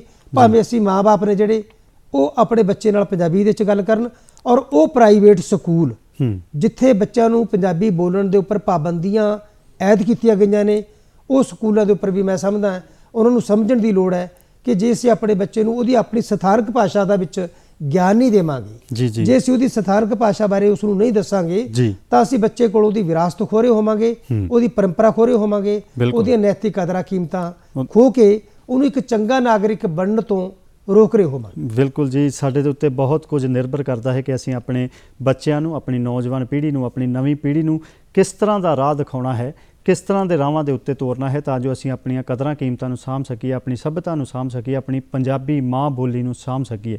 ਸਾਡੀ ਪੰਜਾਬੀ ਮਾਂ ਬੋਲੀ ਜਿੰਦਾਬਾਦ ਸੀ, ਜਿੰਦਾਬਾਦ ਹੈ ਤੇ ਜਿੰਦਾਬਾਦ ਰਹੇਗੀ। ਦੂਰਦਰਸ਼ਨ ਜਲੰਧਰ ਹਮੇਸ਼ਾ ਇਹੀ ਚਾਹੁੰਦਾ ਹੈ ਕਿ ਅਸੀਂ ਸੱਭਿਆਚਾਰ ਦੀ ਗੱਲ ਕਰੀਏ ਤੇ ਪੰਜਾਬੀ ਮਾਂ ਬੋਲੀ ਦੀ ਗੱਲ ਕਰਦੇ ਹੋਏ ਸਦਾ ਹੀ ਇਸ ਨੂੰ ਸਾਂਭਣ ਦਾ ਹੋਕਾ ਦਿੰਦੇ ਰਹੀਏ। ਅੱਜ ਦੇ ਪ੍ਰੋਗਰਾਮ ਵਿੱਚ ਤੁਸੀਂ ਆਪਣਾ ਕੀਮਤੀ ਸਮਾਂ ਕੱਢ ਕੇ ਆਏ, ਤੁਹਾਡਾ ਬਹੁਤ ਬਹੁਤ ਸ਼ੁਕਰੀਆ ਡਾਕਟਰ ਸਾਹਿਬ। ਦੂਰਦਰਸ਼ਨ ਦਾ ਵੀ ਬਹੁਤ ਬਹੁਤ ਧੰਨਵਾਦ ਜੀ। ਰਕਾਨੇ ਮੇਰੇ ਦੇਸ ਦੀ ਫਿੱਕੀ ਪੈ ਗਈ ਚਿਹਰੇ ਦੀ ਨੁਹਾਰਨੀ, ਮੇਡੀਆਂ ਖਿਲਾਰੀ ਫਿਰੇ ਨੀ ਬੁੱਲੇ ਦੀਏ ਕਾਫੀਏ, ਕੀਨੇ ਤੇਰਾ ਲਾ ਲਿਆ ਸ਼ਿੰਗਾਰਨੀ, ਪੰਜਾਬੀਏ ਜ਼ਬਾਨ ਨੀ ਰਕਾਨੇ ਮੇਰੇ ਦੇਸ ਦੀਏ।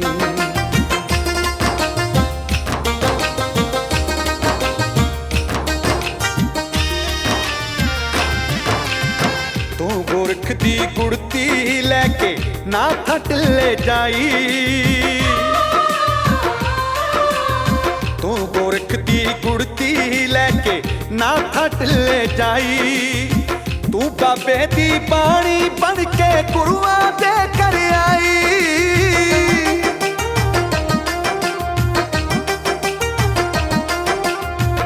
संगतां ने लाड ते प्यार दिता ऐसा तैनू, संगतां ने लाड ते प्यार दिता ऐसा तैनू, दिनां विच हो गई मुटियारनी, पंजाबीए ज़बान नी रकाने मेरे देश दिए।